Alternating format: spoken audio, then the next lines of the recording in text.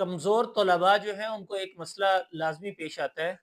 جب وہ گھر میں ہوتے ہیں تو ان کے والدین کہہ رہے ہوتے ہیں کہ بیٹا آپ یہ کام نہیں کر سکتے، آپ میں صلاحیت ہی نہیں ہے کہ آپ پڑھ سکیں۔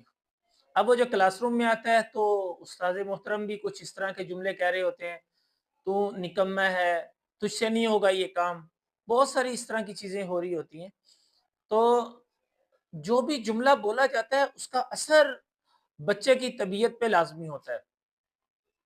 تو ایک سکول کے استاد محترم بتا رہے تھے کہ ایک بہت بڑا سکول تھا، اس میں 5ویں کلاس کے 3 گروپ بنے ہوئے تھے۔ تو ایک گروپ اس کی پوزیشن بہت اچھی تھی، اور دوسرا گروپ اس سے نیچے تھا، اور تیسرا گروپ بالکل جس کو کہتے ہیں نکمے قسم کے بچے انہوں نے اکٹھے کیے ہوئے تھے اس گروپ میں۔ تو ایک نئے استاد آئے تو ان کو اب وہ کلاس سونپ دی گئی کہ جی یہ بچے جو ہیں یہ نکارہ قسم کے بچے ہیں، یہ کام نہیں کرتے، یہ ڈھیٹ ہیں، یا کچھ اس طرح کی چیزیں کہیں گی۔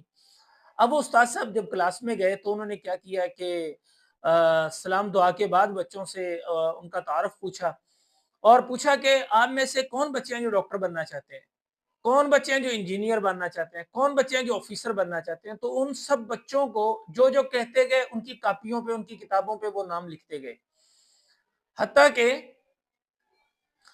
وہ تمام ڈاکٹر، تمام انجینئر، تمام آفیسر اپنا سبق یاد کرنے میں لگ جاتے۔ اب استاد محترم کیا کرتے کہ ان کو ان کے نام سے پکارتے: ڈاکٹر زاہد، ڈاکٹر تصور، ڈاکٹر شاکر، انجینئر فلانا۔ تو اس طریقے سے وہ اپنے اپنے ناموں سے نہیں پکارتے تھے، بلکہ ان کے القابات سے استاد صاحب پکارتے ان کو۔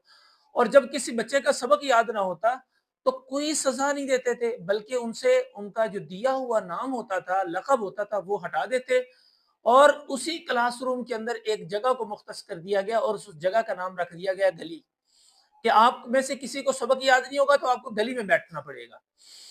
تو بچے سبق یاد نہیں کرتے تھے تو گلی میں بیٹھنا پڑتا۔ تو ایک دو دن ایسا ہوا تو بچوں کو بڑا محسوس شرمندگی ہوئی کہ ہمیں گلی میں نہ بیٹھنا پڑے کسی طریقے سے۔ تو وہ آہستہ آہستہ وہ کلاس سدھرتی گئی اور آگے بڑھتی چلی گئی۔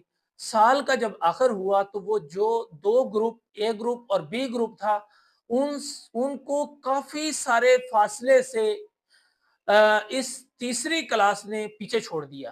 ہوا کیا کہ استاد محترم کی صرف ایک توجہ تھی اور پڑھانے کا ایک انداز تھا۔ آج کل بہت سارے اساتذہ کرام اور قرائے کرام اور علماء حضرات سارے کہتے ہیں کہ یہ بچے بڑے نکمے، یہ پڑھ نہیں سکتے۔